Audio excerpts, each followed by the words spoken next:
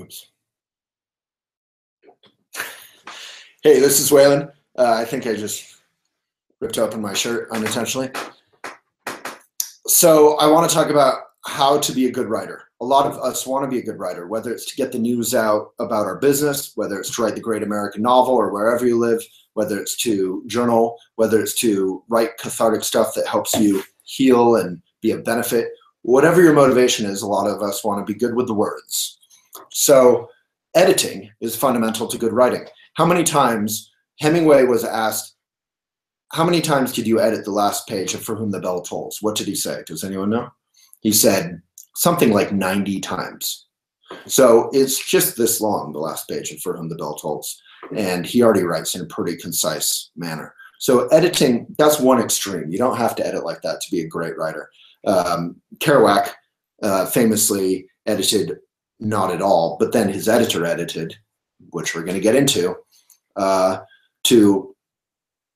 and he became a great writer. So you can edit not at all or a little bit, but you need to be aware of the three kinds of editing. So the three kinds of editing that will help you be a great writer are being edited by an editor.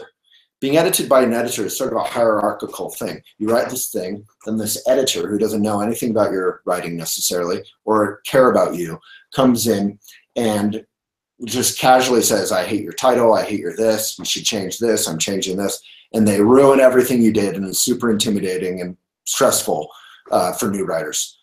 And working on that relationship, which is something we get into in Elephant Academy, link is in the description, is fundamental. And you have to kind of both regard them as a mentor and helpful and work with them in that way, but also even the playing field and really demand to protect your writing in helpful ways.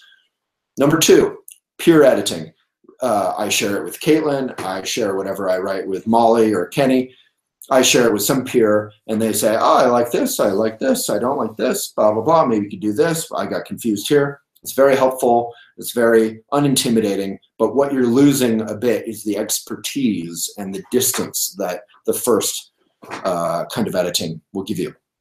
And then self-editing, probably the rarest that for people to actually get right. A lot of people self-edit in the way that you do in junior high when you're at a party. Am I cool? Am I okay? Was that stupid? I shouldn't have said that. You second guess yourself. That is not self-editing. Second guessing yourself is the enemy of creativity. So you need to unburden yourself and just be able to write. Just write, just loosen up. And then once you get practiced enough, you can actually self-edit as you write to take out. So often when I'm writing, I'll say, the young woman walked down the street in a manner like this, like this, like this. And I use three different words, adjectives, whatever. And then self-editing, I can cut two of the words as I go. So if you can edit in the moment, your writing is of a piece and can be a whole, fully born, beautiful piece. Instead of, when you come back editing from a different frame of mind later, that also has some power to it. But often you wind up just in that editing hell where you've kind of destroyed the original energy of what you wrote, but the original energy of what you wrote was so chaotic it didn't really make sense. So if you can self-edit, you can solve both of those problems. Thank you very much.